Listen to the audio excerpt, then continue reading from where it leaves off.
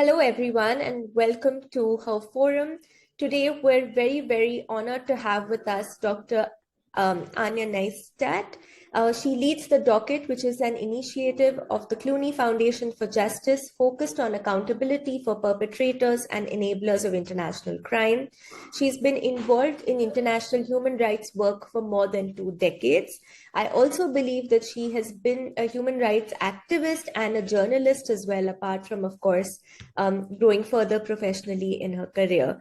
We're very, very honored to have you here, Anya, and thank you for speaking with us. Thank you for the invitation. I'm very honored. So to begin, I wanted to understand how you came to be in the place you are today. And if you could tell us a little bit about your journey and your professional progression, that would be really great. Absolutely. It's been a journey. I'll try to keep it short. I think for me, it all started with the place where I was born, which was, you wouldn't believe it, Soviet Union. So I grew up in the Soviet Union while it was still, as a child, I witnessed it as the classical totalitarian system that I'm sure you all know about from history books. But then, my coming of age really coincided with the perestroika and the massive changes that Russia undergone back then. And of course, I have to immediately say that now looking back, it's harder and harder for me and people of my generation to believe that there was a moment in Russia's history when there was so much hope for its future, for democracy, for respect for human rights. Now, of course, it's absolutely appalling. And, for me, my home country is now, or at least its government, its regime, is one of the most notorious perpetrators of human rights violations that I and my colleagues are chasing around the world. But nonetheless, it was that moment where I think I realized that not only change is possible, but that you can be part of it. And so I first became a journalist. That seemed like the most immediate and obvious way. I was very young at the time, but 18, when I started working on a radio station. And then through that, got to know, almost by accident, lots of lawyers and human rights activists, got into law and human rights work, and then did some human rights work through my own organization in Russia, working mainly on prisons. And then after legal studies in the United States, got involved with big international human rights organizations, first Human Rights Watch and then Amnesty International. And then probably one other thing to say is that I've been involved with very traditional human rights organizations, if you like, for almost 2 decades, doing investigations, doing research, doing human rights documentation.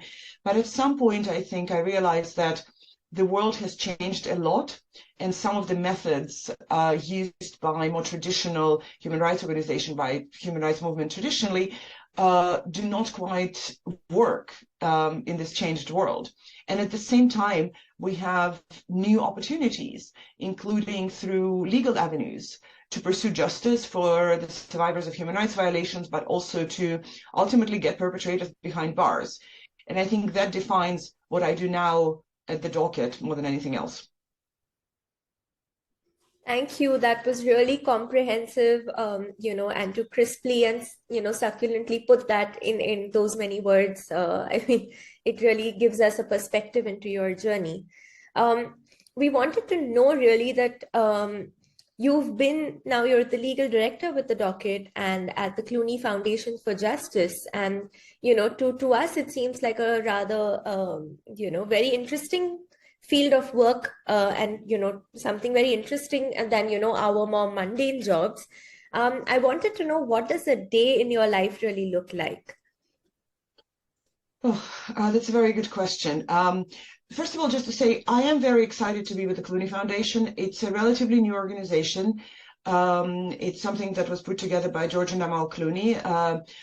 George Clooney, the actor, who also has been involved in a lot of humanitarian action previously, and obviously Amal being a lawyer herself.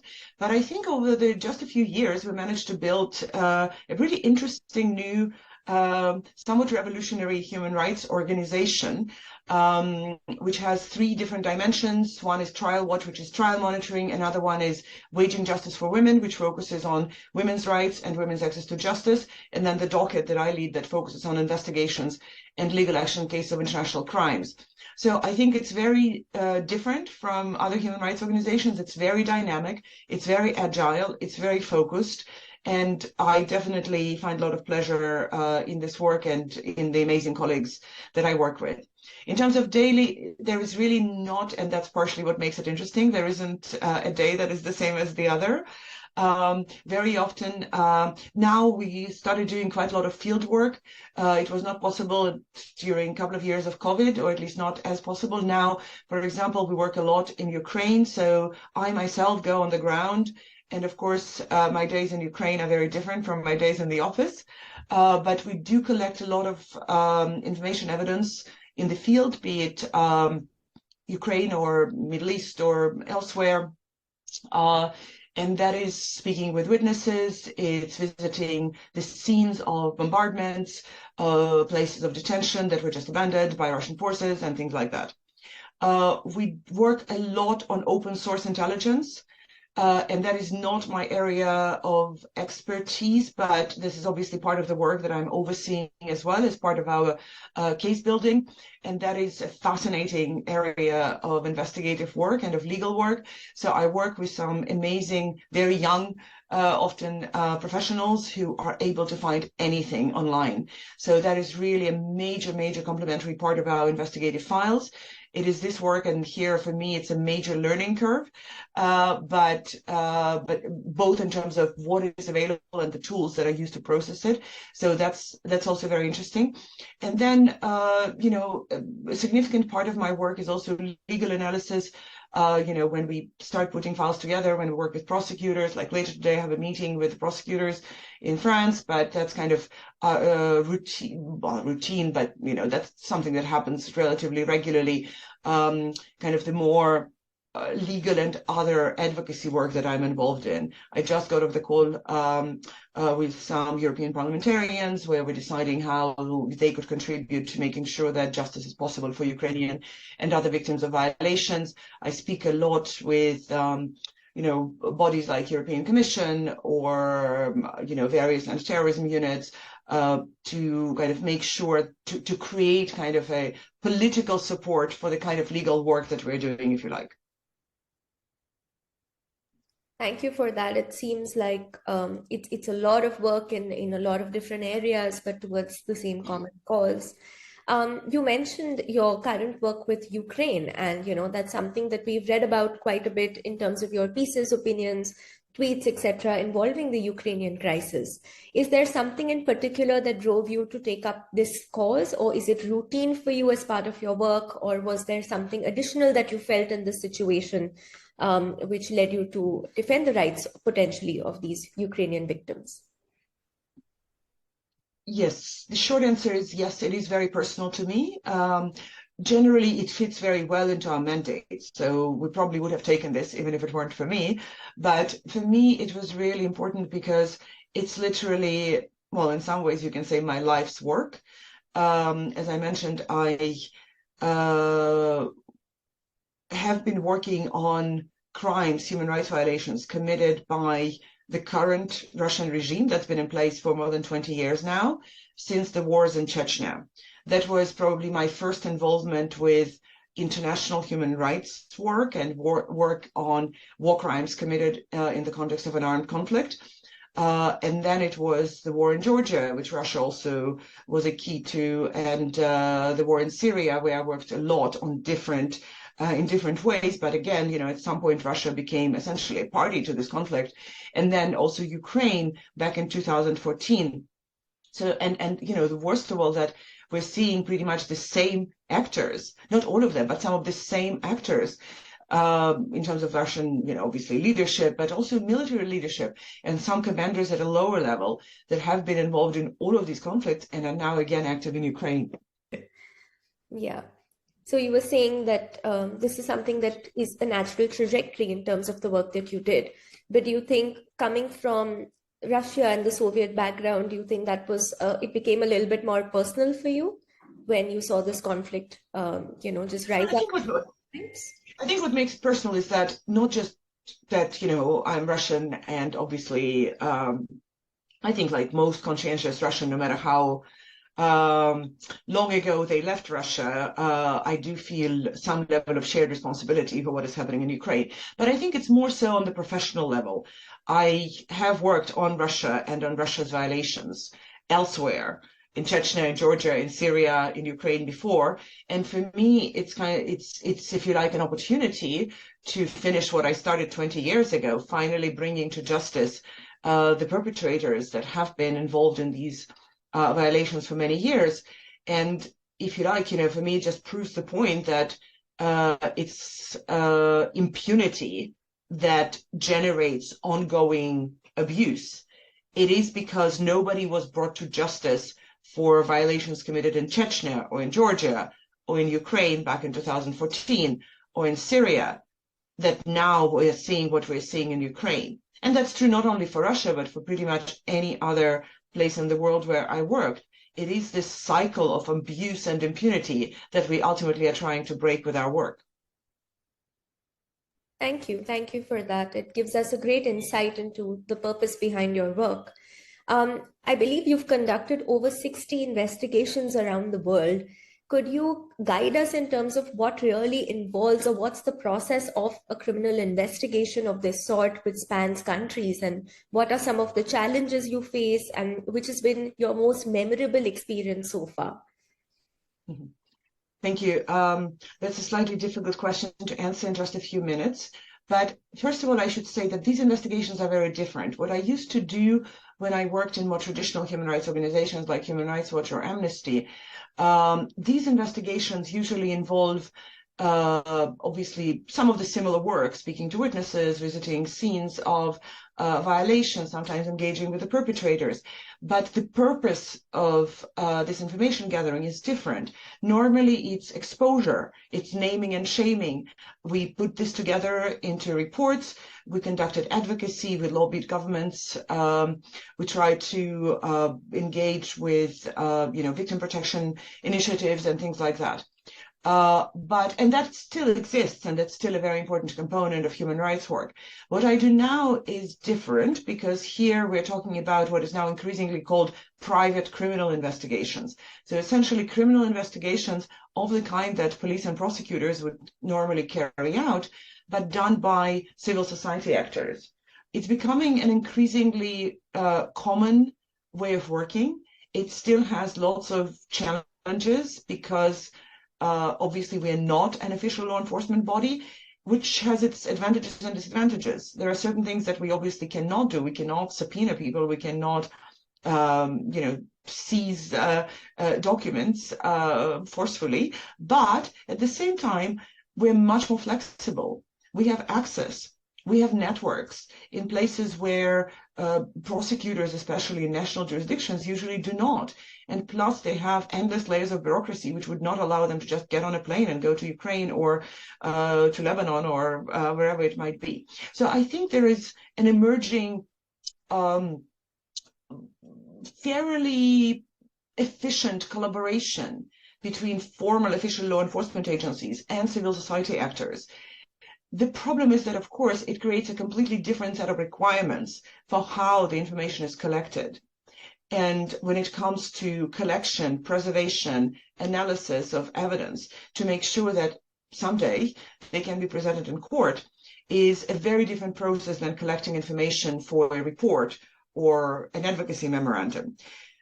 And I'm very excited about it, but I'm also constantly thinking and engaging with others, other organizations, other players in this field, to see how we can take this field of work forward to make sure that whatever we do is usable and useful for actual criminal prosecutions. Thank you.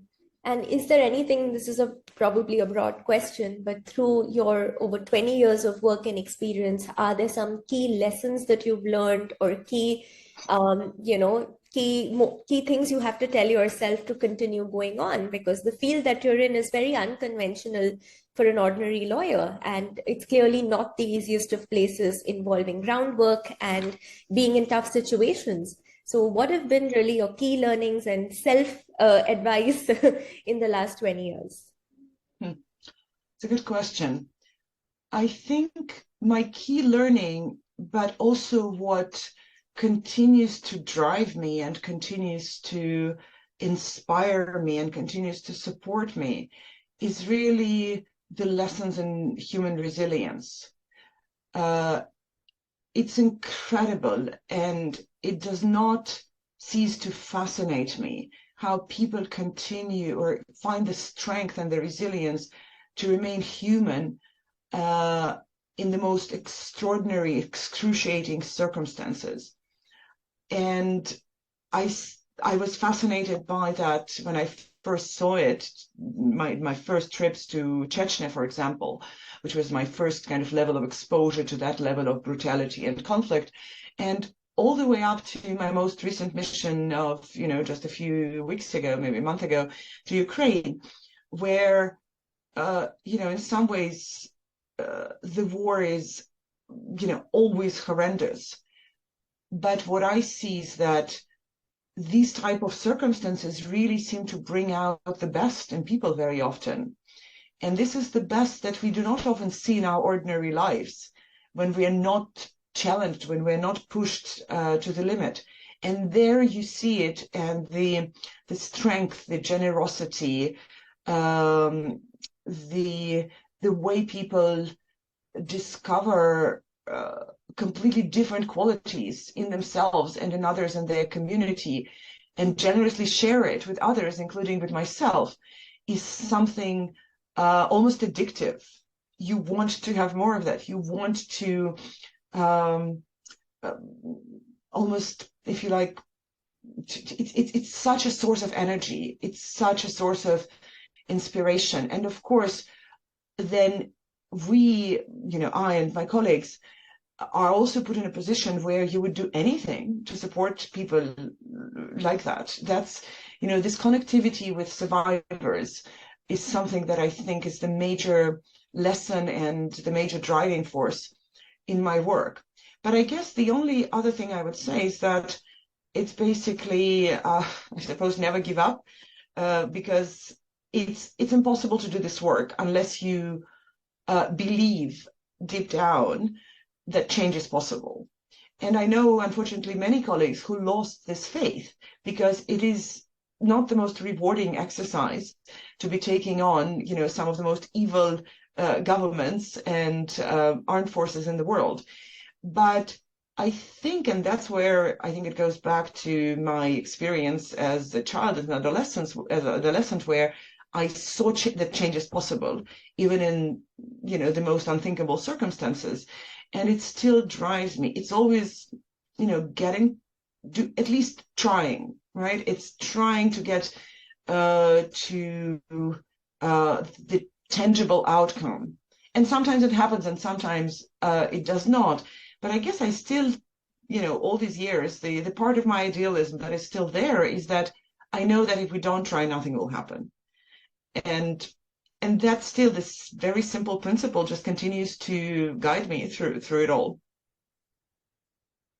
Thank you. That's very inspiring. And as a parting question, I'd like to ask if you have any advice for young female lawyers, especially those across the world who might want to follow in your footsteps and do what you do. Thank you. I think it's hard to give advice because everybody has their own trajectory and their own circumstances. I know, for example, of lots of lawyers who do corporate work, would love to do human rights work, but simply cannot afford it because they have law school debt or anything like that. I do think that to the extent possible, and again, I don't want to it's really hard to get advice when circumstances are so different for everybody. But I would totally advertise human rights lawyering. I think it's an incredibly rewarding and inspiring experience. I would definitely encourage people to at least give it a try. I think being a human rights lawyer is an extremely rewarding and inspiring experience.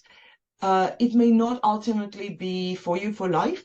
There are lots of other interesting areas of law, and I'm just as fascinated by lawyers doing things that I know almost nothing about, despite my law school courses. That do, incredibly important work in the corporate world as well, or in government, or as in-house counsels, and in so many different other areas. But I do think it's worth a try. To the extent that you can afford it financially and because of your life circumstances, it's worth a try, because I do think it gives you an exposure to the world that otherwise you probably would not see. But I also would say that regardless of your area of law, there are always ways to support the kind of work that we do. Even when you're not really ready to jump into full-time human rights work. We, for example, work with lots of lawyers who support us through their pro bono practice. And they get to participate and to do incredibly interesting projects with us without completely departing from their day jobs. And at least, that's one of the options to get involved in this type of work. And I think it could be quite rewarding as well. Thank you for that, and thank you for speaking to us.